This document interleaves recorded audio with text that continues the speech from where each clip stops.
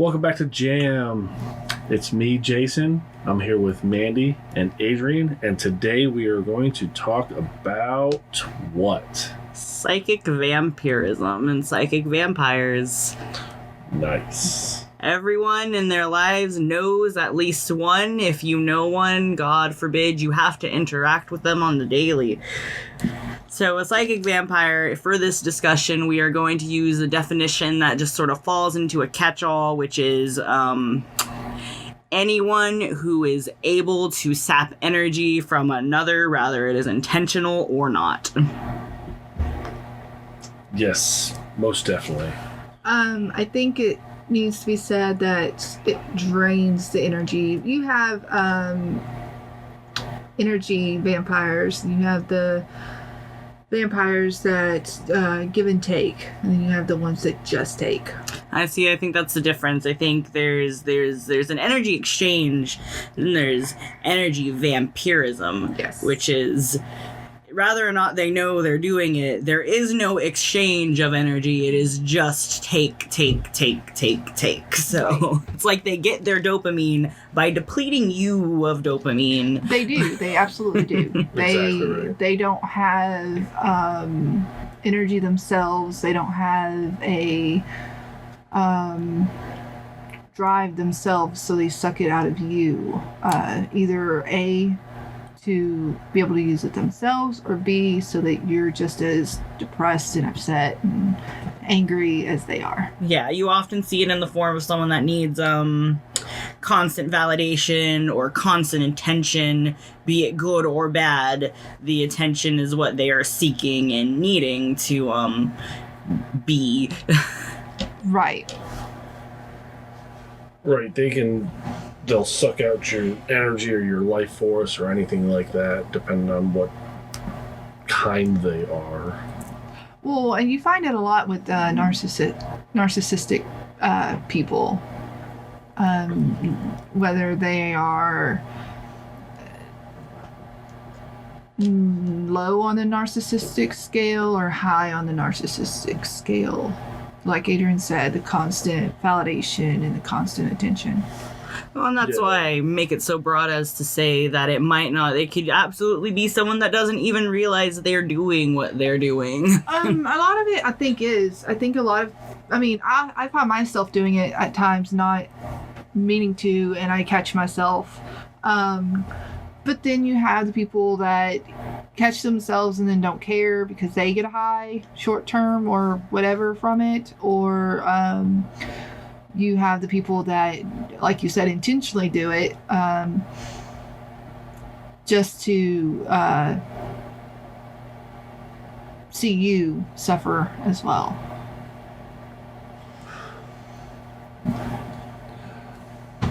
So they're saying that when you're around these people, they'll leave you feeling exhausted and unfocused, depressed, from them just sucking all of that energy out of you. Right. Have either of you had, let's just for right now say, worked with anyone like that? Yes, but thankfully for me, in the working environment, I can be like, okay, that's nice. I have to go back to work now. Yes, I have. And it's kind of funny being in a manager role. A lot of times you'll find yourself like an attractant to these people because they always want to. They're always asking questions. They're always constantly needing something from you all the time, no matter what. And you get stuck in those positions, and sometimes you gotta be careful with what you tell them because you don't want to push them away or whatever. So they're not always trying to, suck out your energy and all that kind of stuff while you're trying to help everybody else. Because if there is a real problem, you still need them to come to you about something. So there's a really fine line you have to walk in some of those cases. I agree. I have met people like that in my personal life. A lot of them that I have been able to get away from. But I mean, I would go as far as say as to like right now, even one of my current best friends is kind of like that. So, I mean, it's just, and it's not their fault. I don't blame them, but it's just the constant need of reassurance that is so heavy and thick, and they don't know that they're doing it. But for an individual to try to be someone's, like, to give someone that much validation when some of the problems are caused by them themselves is draining. It's Wait a minute. taxing. Are we talking about me here? No. Oh, Wait, jeez. stop it. Wow. No, but you know, it's easy to find yourself in that. It's really easy. What do you like them? One of the top things you like as a person is validation. You like to know that you're important. You like to know that you're doing a good job. It's you yourself have to walk that fine line of is it good validation that I'm actually using it to better myself, or is it just the needing validation where I have to have this so that I look good to you. Right. Now there's kind of a couple little things that I've heard so far. So it seems like one can be like a manipulative coworker, and they're trying to not only get the validation stuff, but then they're saying one thing to you, they're saying one other thing to this other coworker, then they're saying something else to this other coworker, just as long as they can get ahead. That's their whole goal, no matter what it takes, right? And then there's like the narcissistic drama queen friend who is always dealing with a crisis. Every time you talk to them, no matter what, there's always some big giant crisis thing that's going on in their lives that they need to just dump onto you and try to pull you into it. So Well, and I bring up the point that, like, this person that I'm still friends with versus the people that I am not still friends with. So it's not only up to you to decide whether or not you're being a psychic vampire, but to also look out for the cues of other people around you being a psychic vampire. Like, really know your boundaries and how much you are willing to, how much emotional labor you're willing to do for someone when it is just day after day after day, and the only conversations you ever seem to have are when they are in a crisis or when they need validation. Yeah. It seems like they're always they're feeding on your good, your loving and compassionate energy. That's Yeah. what they are. They're taking that from you because they're lacking that and they need that. Because you want to be a good friend, you want to sit there, you want to be a good listener, you want everyone to know that they are equally loved, but oh man, sometimes it needs to be mutual. Right? Yeah. But that's where you come in with the give and take. If you're always the one calling on someone for that and you never let anyone come to you for that, then that's a big red flag that you need to catch within yourself. Yeah. Oh, absolutely. And then if you're in the unfortunate circumstance of actually living with one, then you're just drained all the time. You know, you're always walking on eggshells. You don't know what's going to happen. You physically get sick, not like throwing up wise, but like colds, and you're always getting sick. Well, your immune system is a smart motherfucker, and it absolutely is attuned to your emotions. Oh, heck yeah. I agree. Well, I think it's safe to say that we've all lived with and or had a serious relationship with someone who was like that. And in my experience, it was a narcissistic vampirism. And anytime I felt joy or happiness, it was immediately sucked out and drained from me. And it got to the point where he was even more miserable because all he was draining from me was misery. And then at that point it was, let's not live together anymore. Let's not ever see or speak to each other anymore. This isn't. And for people that know they're psychic vampires and the people that don't, for both of them mutually, I mean, you can't drink from an empty well. Exactly. So. Exactly. Yeah, we can get we can play more into that because there's some things you can do to actually counteract an energy vampire. So I think we'll save that more toward the end. But there's just some things to look out for. Just they'll never take accountability, so they'll be the ones. Well, I was just sitting here. I don't know why you kept getting so mad or madder. It's clearly not me. Giant victim complex. That's your first big red flag. Yeah, they're always involved in some kind of drama. Drama just revolves around them constantly. That's another red flag. If they're always trying to one up you, so you I bought this thing, and then all of a sudden for some reason they just buy something better for no reason. They never talked about it before in their lives, not to you at least, and then all of a sudden when you go purchase this thing, theirs has got to be bigger and more expensive. Or when you're talking about your accomplishments or trying to gauge your own personal intelligence, they come at you with the I have XYZ things. Oh, absolutely. They'll diminish your problems in a heartbeat and then play up theirs like they're so much worse. Sorry, it's just all coming back to me.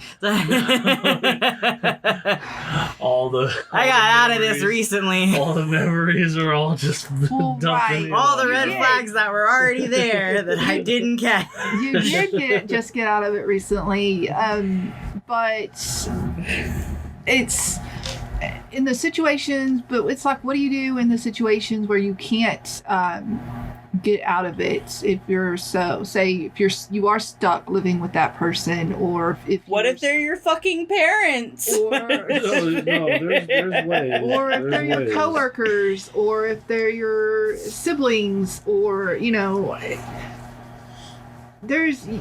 yes, it's easy to say, cut people out of your lives, but it's harder to do. Well, and that's especially if you're someone like me, and you know how mental illness just happens to happen. Mm-hmm. You don't want to cut someone out and then to find out later they were just really fucking struggling and needed professional help, and then they got it and now they're better. Because then you feel like an asshole.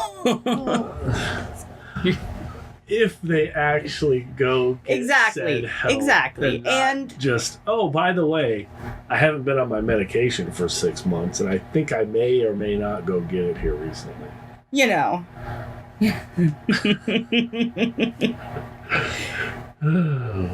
We don't need excuses for your shitty behavior, but yeah. Well, that's not to say that if you are a good person and you are in cahoots with a psychic vampire that you have to hold out for them to eventually heal themselves. Maybe what that person in your life might need is you leaving because they're feeding off of you and it's a perfectly good source of energy. Well, and maybe they absolutely have no idea and it'll take you leaving to wake them up. I mean... absolutely. That could be it. And it's just not saying that you can't be a good person and be a emotional vampire. You absolutely can be. It just goes back to that you're just completely clueless about it. Because you can be a caring, giving person and have moments where you're absolutely taking and not giving. Oh, of course. I mean, I guess this more in the line of is always this way. No, I know. Because, I mean, you want to think, okay, this person's a good person if they're just doing this. They're only a good person if you bring it up and they're like, oh, okay, thanks. I'll watch for that. Yeah. If they don't, then, and this goes back to the narcissistic personality and they turn it around on you, then obviously they're not... they don't care and they're not going to change it, and you need to figure out a way to get out of that, because you're not going to be able to be yourself and be happy and live a good life with a person like that. I mean, I think it goes for all relationships, friendships, jobs, literally anything. If you're not happy, figure out how to change it. Well, right, because where does that start? I think the being an emotional vampire starts with you not being happy yourself. So if you're working at a job that you don't like, you're miserable, you're just sucking the life out of everyone else and making them miserable. And the same with a relationship. If you're done with a relationship but you just don't want to be that person, you're just making the other person miserable. And or kids if they're involved. Well, most indeed. So, fun fact, the term psychic vampire was popularized in the 1960s. Say that word again. Popularized. Say that word again. Popularized. Popularized? Popularized. In Thanks the for humoring me. 1960s by Anton Levy and his Church of Satan. Levy wrote on the topic in his book, The Satanic Bible, and claimed to have coined the term. I don't think there's been someone earlier than that has caught that term, psychic vampire. Levy used psychic vampire to mean a spiritual or emotional weak person who drains vital energy from other people. It lines up with my theory on vampires. Vampires don't have enough iron, so they have to drink it from other people. Well, I'm good then. So if you have low iron, that is your immunity against vampires. Fuck garlic. So we figured that one out. Now we need to figure out how to immune ourselves from zombies. Shit. Zombies or vampires? Zombies. We already figured out the vampire thing. We just need low iron. No, I mean the psychic vampires. So, no, we're on to zombies right now. Shit. I am a zombie. Are they DayZ zombies? Was that Brad Pitt movie? World War Z? World War Z, was that it? Yes.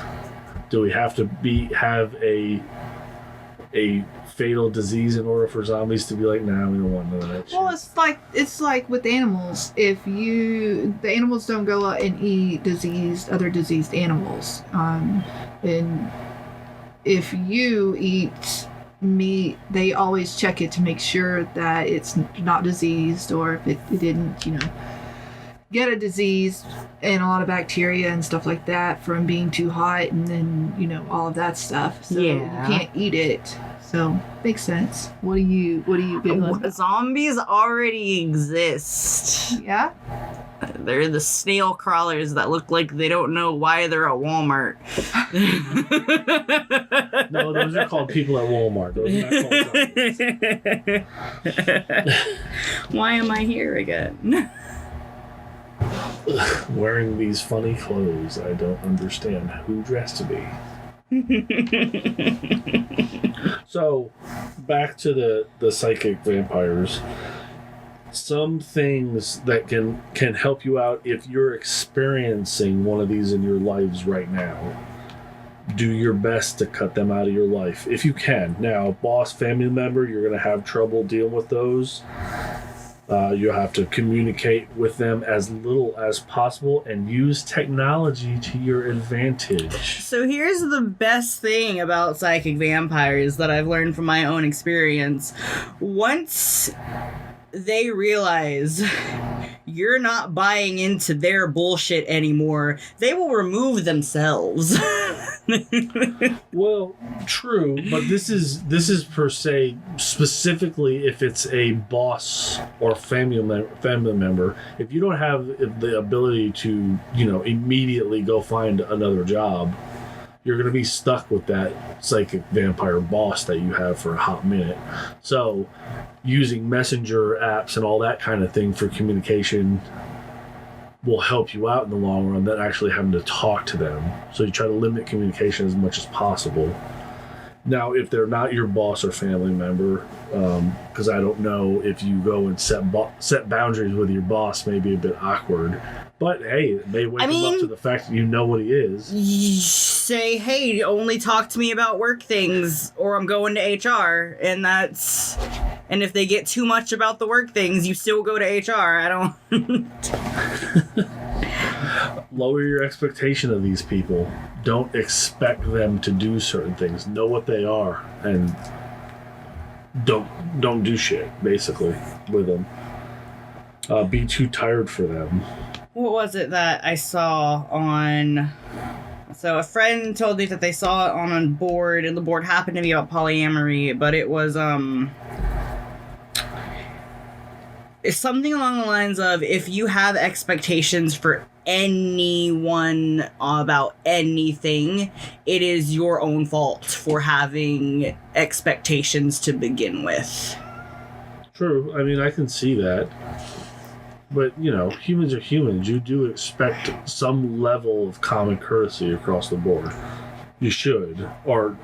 And that should be given, I guess. Maybe statement. I'm a cynicist, but I do not expect common courtesy from fucking anyone. No, but I also expect people to be extremely rude. The glass is half empty. Fuck the world. Gotcha. I mean, no. I don't give a shit about my glass, but people are shit. So, what is that character in Winnie the Pooh? Eeyore? Mm-hmm. Grey Rock them is what it's called, but be Eeyore. Be downtrodden. Be all... Don't let them know you got energy. Sad day all the time. Woe is me. Oh. They'll go somewhere else for their energy quickly. Another thing, train yourself, teach yourself, learn the difference between someone venting, which is okay, and someone dumping all of their emotional baggage onto you. Which is a difference. But as someone who has a few friends that are actually very, very concerned about when they are doing whichever, the key here is honestly consent. Did they ask you if you were in an okay enough space for them to just unload this, whether they mean to be venting or end up dumping? The key that they even made sure that you were okay with this conversation happening to begin with is really important. True. Now, energy vampires are going to consistently, and that's the key, because even if it's consensual, if it's consistently dumping their frustrations, irritations, annoyances, bad days, negative feelings all over you, every time you talk to them, even though they go, hey, how are you feeling? I'm about to dump you. I'm going to give you all this grief. So, while, yes, I agree with the consent. I have also learned how to let people vent in my IMs without reading it or worrying myself about it, so... Well, true. You need a vent box? Put it here. You are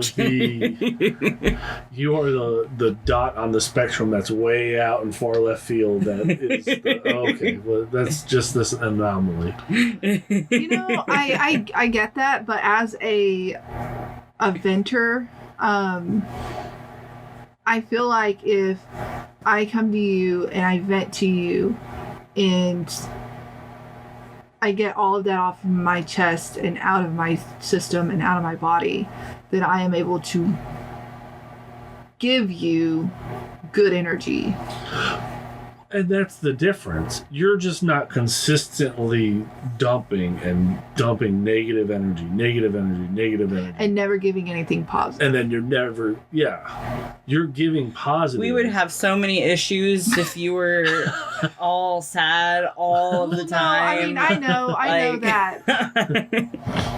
But that's the difference. So the energy vampire is going to they're going to use you, and it's going to be negative all the time. But that's the thing. It's not always negative all the time, because they will use their negative stories to segue into them feeling better and them feeling good, and then all of a sudden it's a happy fun time. Oh, sure, but it's always about them. But whenever they start feeling like that, they leave and go off and only come back to you whenever they need to dump again. They're not sticking around and going, well, how do you feel? Yeah. Do you need to talk about anything?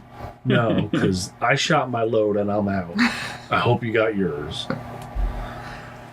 God, man, where's the foreplay? Fucking cuddles, bitch. Damn. I'm going to start saying, at least buy me dinner first. When someone starts going on about their day, to stop them. buy me dinner first. Well, I guess you'll find out if they're an energy vampire or not real quick, because if they don't buy you fucking dinner, then say, fuck you, bitch. Don't put that shit in my mouth. Oh, God. Bite that shit off. Treat your friendships like you would any client. Money up front. Well, it's like no, but it's like any first date, right? If they do that to you, Then you know. and it was a you first know. date, you'd be like, fuck that, I'm out.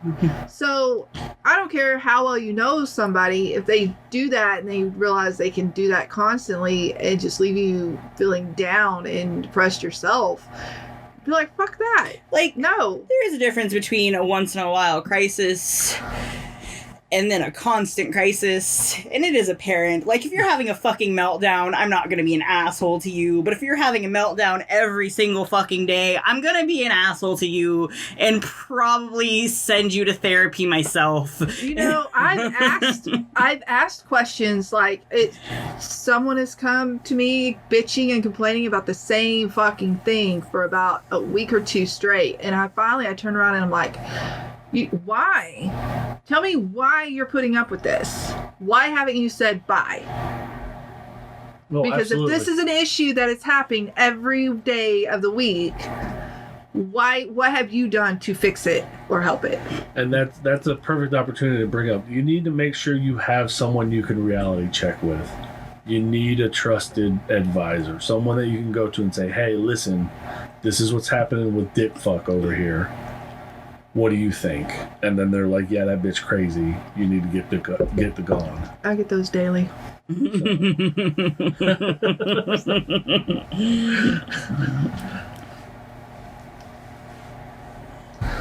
And then learn to say no nicely. You know, I think that's a bit shitty. I don't agree with that. Learn personally. to say no nicely. I don't think you should have to learn to say no nicely. I think just saying no is self-explanatory. I think I think and that's if it the offends nicely, you, though. if it offends you, then you have other issues. So you have a couple no's. So you have no, and you have fuck off. if I have to say no more than once, it immediately turns into a fuck off. So like, I think Which you is- misunderstand. I have no. My no is fuck off. My nice no is fuck off. That's what it is. You even told me it's going to be on your fucking headstone when you die. But fuck off. It's going to be what is written. So Right. I guess. I It's, get what you're saying. Well, yeah. It's the inflection in your voice. It's no. Or it's no. I think you need to be stern. That way they know you're serious. But I don't think they're nice and I think as a society, we need to stop telling people they're assholes when they say no, which is where a lot of this stems from. True. Absolutely. Yeah. Saying no is actually okay. No means no. No means yes. It's opposite day. Never. Stop. Stop it. No. Quit it. All right. So, stay away from those pesky energy vampires. So how do you so since you're over there, looking this up, Are you gonna credit the source? I'm done looking this up. Already Cliff Notes enough. There's nothing like the real thing. Getting an ad for plagiarism. is there anything that says how to give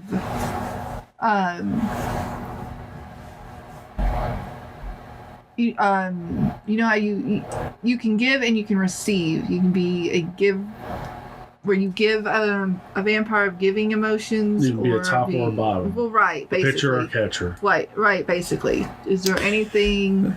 Psychic vampires that play the victim card are power bottoms. Mm-hmm. I guess you'd have to be a dom Mandy's top face right now. in this situation.